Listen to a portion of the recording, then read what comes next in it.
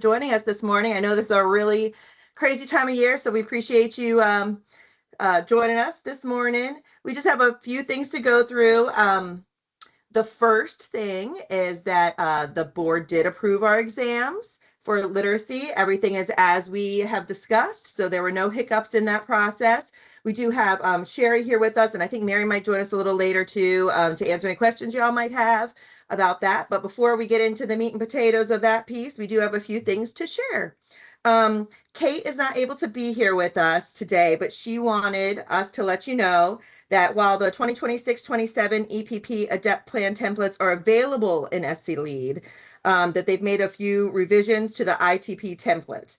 Essentially, they're removing question 2 from section 4, and as soon as the template has been updated, it will be posted, and she will email all the deans at that time to let you know it's ready to move forward with that. So she apologized for any inconvenience that might have caused y'all, but that is in the works, and hopefully will be out to you really soon.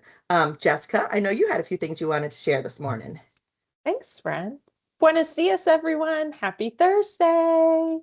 So I have 3 announcements, or just kind of FYIs. The first, we received a question as a reminder when we send out the reminder email about office hours. We do link the form stack, and sometimes we get some great questions that come in that way. And so we always respond individually to the person or the EPP that asks the question, but then it's also just great general information to share with the whole body of EPPs in the state. So the question that came to us was, what do we do if in the past a program has been seeking accreditation through a national SPA, but the national SPA has decided to not take that program reports anymore? We've seen that with NCTM. We've seen that also, I believe, with SHAPE is doing that as well. And so who can now those program reports be sent to? And the answer is the PRC. And so the South Carolina Department of Education's PRC, which stands for the Professional Review Committee, reviews program reports for EPPs within the state. And so if you as an EPP and as a provider want to send your program reports to the PRC, you would reach out to me and Jackie and let us know about that. And then you would submit those documents to us and we would share them with the PRC. The PRC accepts program reports 4 times a year, which is typically a bit more than the traditional SPAs. So they accept the program reports March 15, June 15, September 15, sorry, I was questioning myself, and December 15.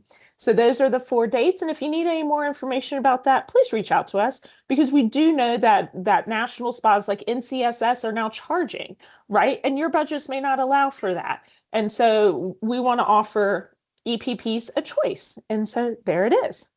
Second reminder for you is that internships for the fall semester, all of those materials, the deadline to submit all of those materials, that would be the EPP assurances, the district assurances, then the district letter, along with all the candidate requirements like passing scores on exams, need to be on file with us by July 15 for the issuance of the fall internship certificate. We do know that many of our South Carolina public school districts are starting earlier than, August and September, back when I was in school. So we are trying to get those internship certificates out quicker, because we know that districts, candidates, and EPPs want to know that the loop's closed on this. So the sooner you can get everything to us, the sooner we're trying to move those items through, so that way everyone knows that it's good to go. And then the third reminder is that we are super stoked to share with you that we have sent out employer and completer surveys. This is in alignment with the EdPrep report card.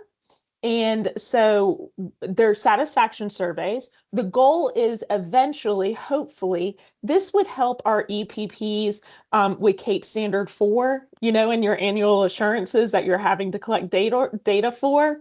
So we send out those surveys. We are in late May right now. So we sent those out about 3 weeks ago.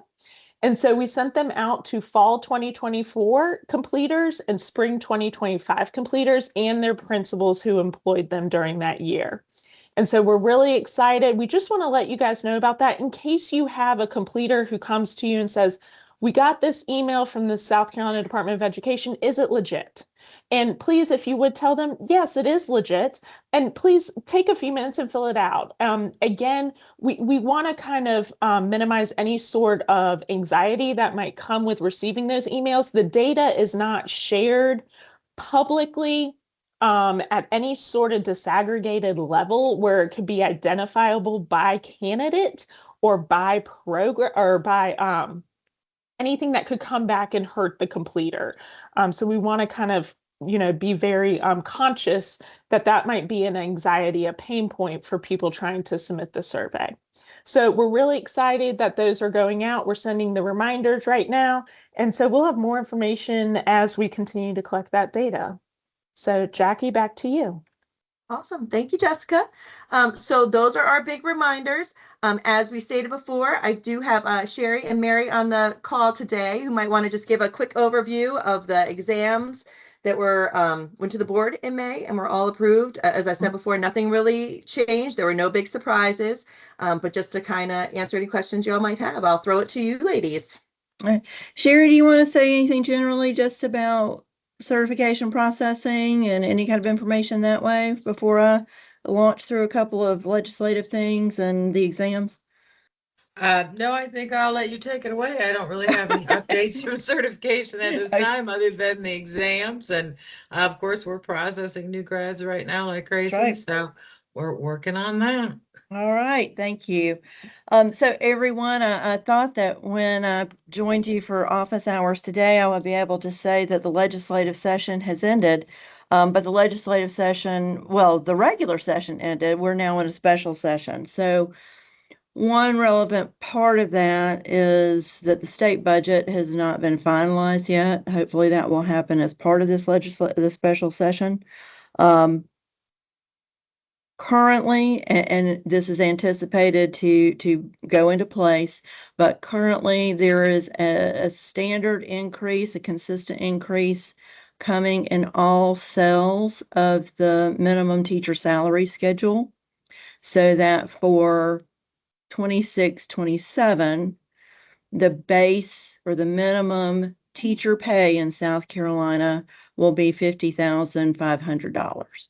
So I think all of you recognize that over the last 5 years or so, that's a pretty substantial increase in the minimum teacher salary schedule. Districts, of course, have the latitude to supplement that minimum salary schedule. I know I saw the article in the Post and Courier earlier in the week where I believe Charleston's minimum salary is going to be $67,500. So you may want to check with your districts in your area. They will likely not have the updated salary schedule for their district posted until closer to July 1. But that is important news, I think, for your candidates as you work with them and as they, make decisions about where they want to seek employment. The other piece of legislation that is finalized was a bill that deals with a grade floor. So I think many of you are aware of this. So in some school districts, students at the high school level and even middle school were given a minimum grade instead of a 0 in order to help them recover from, not turning in work, performance, that kind of thing. That option is not available any longer. The legislature actually has prohibited that practice. There's also some language in that legislation related to how formative assessments may and may not be used in terms of factoring into a high school student's grade. So it's actually a pretty interesting piece of legislation. And we can actually, when we send an update to y'all, we can send that link as well. But those were the kind of two things that stood out for me to update you on. As far as updates to the certification assessment program, in June, we're going to take one more recommendation to the state board. and that is to adopt an additional option for candidates seeking certification in physical education. So the recommendation will be to add Praxis 5091 as an option. That is very similar to the current assessment 5095, but it does not have constructed response questions. So it is slightly cheaper. It is scored more quickly, and it is used in many more states than 5095. There was not a multi-state standard setting study conducted for that particular assessment. And so when we looked at scores, qualifying scores on that assessment and the states using it, there was this wide range. I mean, literally a 20-point range in passing scores on this particular assessment. We have opted to use 152, which is the same passing score that our colleagues in North Carolina are using, because I am cautious about situations where we have a slightly lower cut score than they do, or the reverse, because as you know, we share a lot of candidates across the state line. So that exam will go to the board for approval in June. If it is approved, and I have no reason to think it will not be, it will be available beginning July 1. So if you have candidates taking the PE exam this summer or want to take the PE exam this summer, I would recommend that they hold off until after July 1 and take a look at that particular assessment. The second bigger set of changes has to do with the reading exam and some changes to elementary. And I'm actually going to share my screen if that works for you, and kind of walk you through those changes. We will have additional guidance and documentation out to you. I'm actually finalizing the changes with ETS this afternoon to get these up and running in the next few months. So give me a second. Let me share my screen and I'll walk you through the changes. All right. So as you know, the Read to Succeed Act, as it was amended in 2024, requires, beginning September 1st, 2026, a reading assessment for certification in early childhood, elementary, and special education fields. The law further stipulates that the exams adopted for that purpose must be available to in-service teachers as an option for earning the Read to Succeed literacy teacher endorsement, or whatever endorsement, if that changes over time, whatever endorsement in-service teachers are required to have. So 2 years ago, or almost 2 years ago, we actually adopted Praxis 5205 and Pearson 890 for those in-service teachers as an option for them to earn the literacy exam or the literacy endorsement. That is still going to be the case, but we're making some slight adjustments in cut scores. Educators also have the option of earning that endorsement through approved professional development courses or through the successful completion of letters. So teachers have a number of options for that. But again, the choice or the option for a test is hardwired in the statute. So for moving forward, beginning September 1st, 2026, individuals seeking the literacy teacher endorsement can do so through Praxis 5205 by earning a score of 165 or Pearson 890 with a score of 240. And those scores are pretty consistent across states using this for an endorsement purpose. I'll talk about initial certification in a moment. The change here is that for the endorsement, we are actually increasing the cut score. So currently it is 159. Beginning September 1st, to earn the endorsement, the cut score is going to be 165. So that's for the literacy teacher endorsement. Next up, let's talk about early childhood. Sorry to make y'all dizzy here. So for early childhood certification fields, beginning September 1st, There basically will be 3 categories of assessments that they are taking instead of the current 2. So they will still have a subject area assessment. There are 2 options there. Those options are currently available. 5024 is being discontinued by ETS, so that test will drop off. Candidates can currently take 5024, but it will not be available after August 31st. The additional column in the middle is the reading assessment. So effective September 1, your candidates that are completing programs after September 1st, they're going to need the successful score on one of the reading exams. They have the option of either Praxis 5205 or Pearson 890. You'll see that we've got a slightly lower score for initial certification than we have to earn an endorsement. So again, beginning September 1st, it's not coursework alone that will get your candidates the endorsement. It will actually be how they perform on that assessment.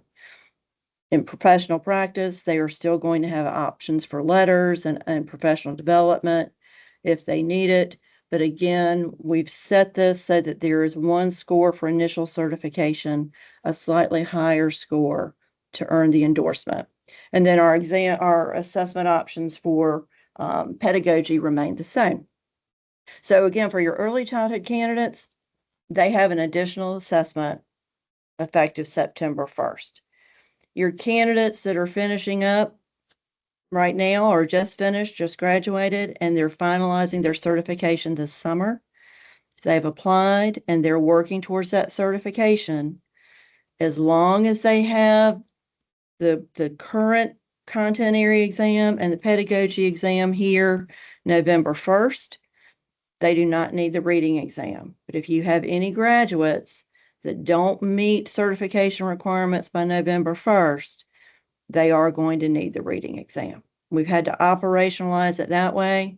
It's a little complicated for Sherry and her team, but this is what we think is most appropriate for your current graduates or your recent graduates that are finishing that certification process.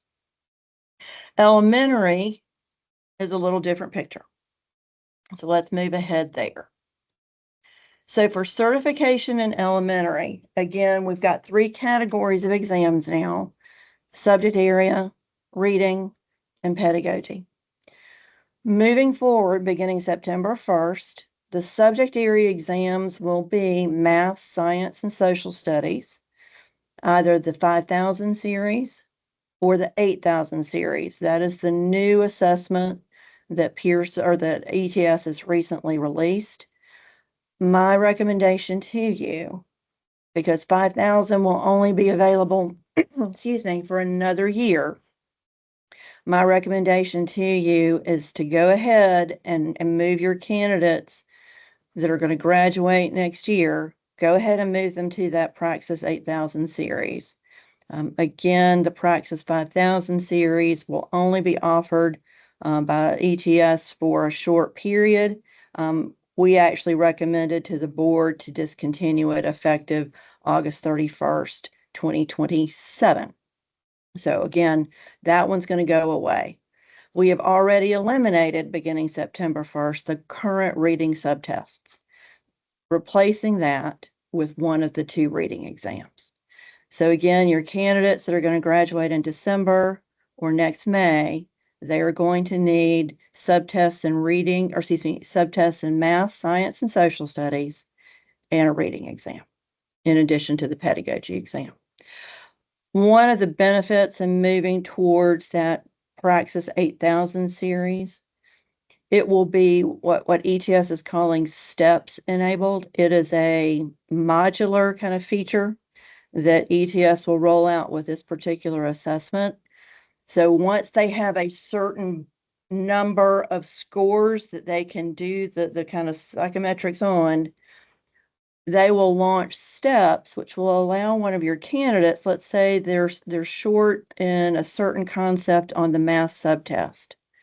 Once STEPS becomes enabled, the candidate will be able to retake a module or a portion of the math subtest and not the whole math test. So that will be a benefit to some of your candidates that maybe struggle with a particular concept. More will come from ETS once that feature becomes enabled and rolls out. So again, the 7811 series will be discontinued. That's the content knowledge for teaching.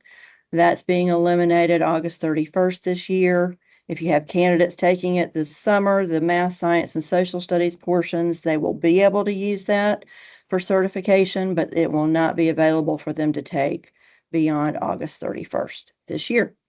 Questions about the changes in the elementary exams? And Jackie and Jess, if you'll monitor chat for me, because I am not the best at multitasking here. Nothing in chat yet. Okay. So Mary, in the past, we've had some questions about bundling. Yes, Do we have an update on bundling for We the do. elementary exams? we do. So what we're going to do for the Praxis 5000 series. So again, when 8000 becomes available September 1st, there's a bundle built in there. So your candidates will be able to register for the 3 subtests. It's a slightly lower cost. They can schedule them as they see fit. For the 5000 series, because we are going to or eliminating the reading language arts subtest, for candidates that want to use that assessment, there will be a bundling option. We're working on getting that available this summer. And I will, once I finalize the paperwork with ETS, hopefully this afternoon, thing to remember is it's going to be a slightly different number on this test bundle for the 5000 series. We're actually having to utilize a bundle that's already in place for the state of Colorado. They are the same 3 subtests as 5000, 3, 4, and 5, but they have a slightly different number. So it's going to get a little messy in the short term on the numbering, but in the long run, I think things will be a little smoother. But again, we will get that information out to you. It will be available on the ETS website as soon as we finalize the option and ETS can get it in place. So thank you for asking that question, Jessica. And we know that assists your candidates in elementary. The benefit for your elementary candidates is that there's not an overall increase in the number of tests they are taking. We are swapping out the reading language arts subtest for the reading test, although that reading test is slightly more expensive. So we have to do what's in the legislation. So we're trying to make it work as best we can for all of your candidates. Special ed, much like early childhood, again, 3 categories of assessments. The current subject area test for the specific specialty is the same. The reading tests are available and required beginning September 1st, and then the pedagogy exams are the same. So again, we will get you a copy of this documentation as soon as everything is finalized. We get the test numbers for the bundle. We will update our website. ETS will update their website. These were substantial changes this year, more so than in most other years. And again, it's because we have to meet the legislative requirement of a reading exam. All right, we'll stop there and answer any questions you might have.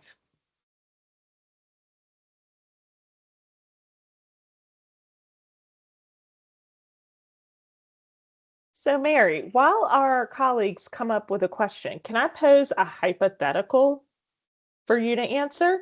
I'll make up an answer. Perfect. Okay.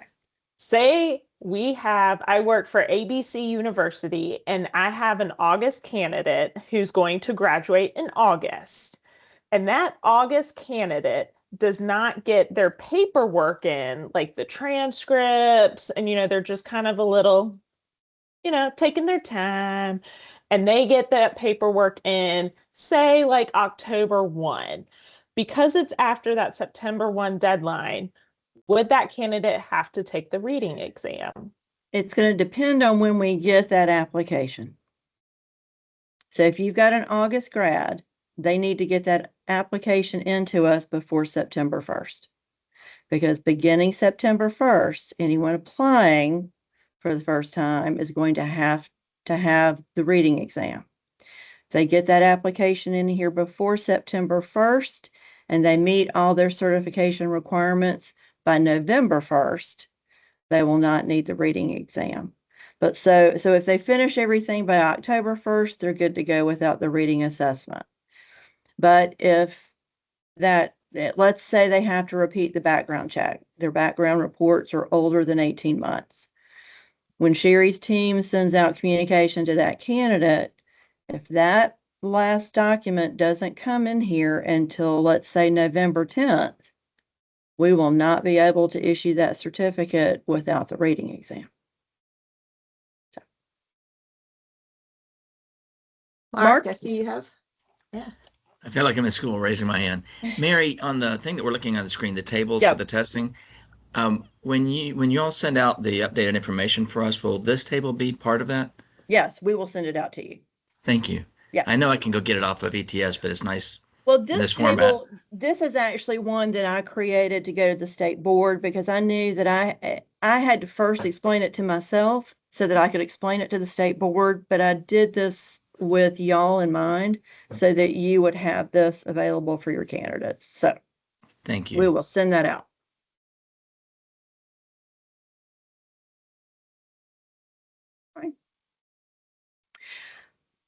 As always, we appreciate everything that you do. I hope that there's a little downtime in your calendar with the end of the academic year, at least the end of the session. It doesn't, I know your academic year doesn't end quite yet. So we're here, glad to assist in any way. And if you've got questions about other things or topics you want us to touch on right now, we are glad to do so.